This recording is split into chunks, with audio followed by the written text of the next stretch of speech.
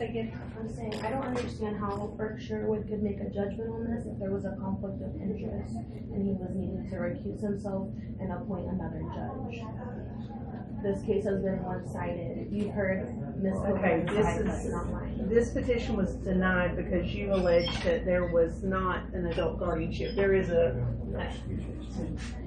adult guardianship in place, so that's not a proper filing, and it was therefore denied. What's that? So you might want to speak to an attorney. Yes, ma'am, I understand all of that, but I cannot use the small amount of funds I have for an attorney. I have to be able to I can't help you be with that. heard in front of a judge myself. You may need to speak to Georgia Legal Services then. We can't advise you on that or anything. That's what we can provide you. Well, Judge Sherwood told me to file this, and No, he did not. I've spent $200 to make sure that this was filed, and I've heard that he had to be recused in order for another judge to be appointed. And now I'm just seeing that he is reviewing this. No, it was denied based on there is an existing adult guardianship on this adult board. So we didn't even proceed with it. Okay, well, Okay, I can't discuss it with you. You're going to have to speak to an attorney. The initial filing was actually illegal. I was never notified of that. Okay. My respond to that. My husband's father was also never notified. I'm not going to get into it about the just details. making sure that you're Speak aware to of an that. attorney. I don't need where I'll be made aware of it is in the courtroom. And you'll need to speak to an attorney. Go ahead, excuse me. We act on what's filed, and this is not proper. So you'll need to speak to an attorney or go to Georgia Legal Services. Where's that? There's information right over there on the bulletin board.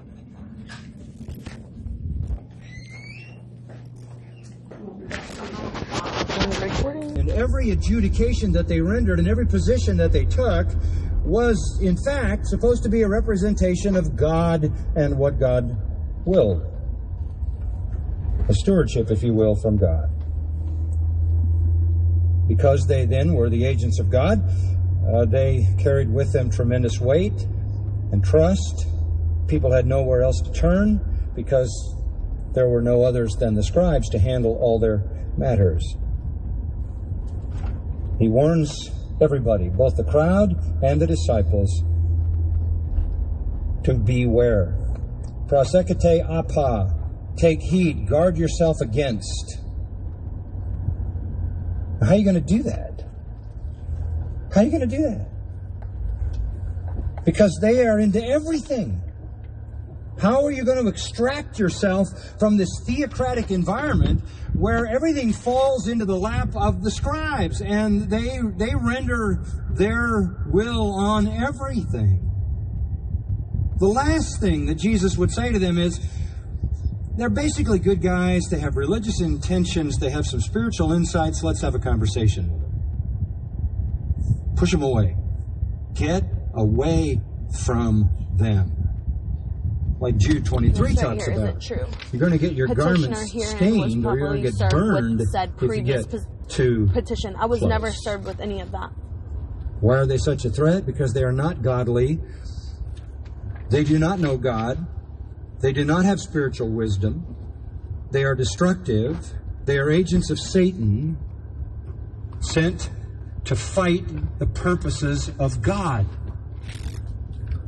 Do you understand, and this is such a basic thing, and I've said it many times through the years, false religion never restrains the flesh. So these people all operate like the worst of the unregenerate, except it isn't apparent on the surface.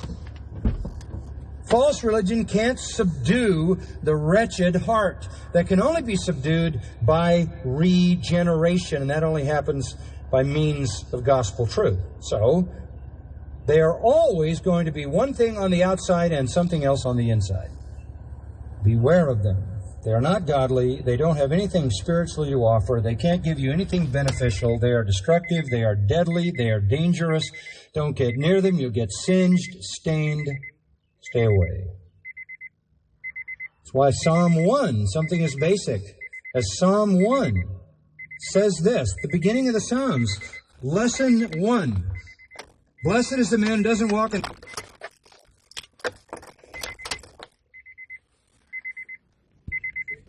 scoffers. Don't assemble with them. From the caution comes the characterization. Here's how he characterizes them. Verse 46, they like to walk around in long robes, love respectful greetings in the marketplaces, chief seats in the synagogues, places of honor at banquets, who devour widows' houses, and for appearance's sake offer long prayers. Wow. All that sums up in one word. Hypocrites. All people in false religion are hypocrites. They don't know God. They do not know God.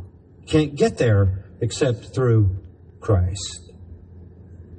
Our Lord pulls no punches. The main element is that they are all spiritual phonies. They are all spiritual frauds. Now, his audience would be very familiar with these kinds of things that they did. Let's just work our way through 6 of them. First, they like to walk around in long robes. Greek word stale, from which the old word stole comes. A robe to the ground.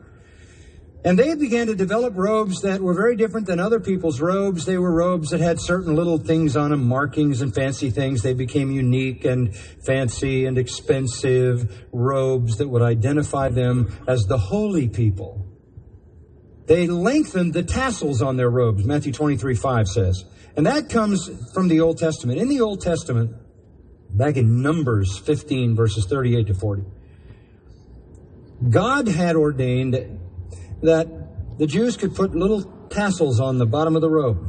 And it was a really wonderful little kind of symbol to remind them of the law of God. Everywhere you go, you see that. It reminds you of the law of God.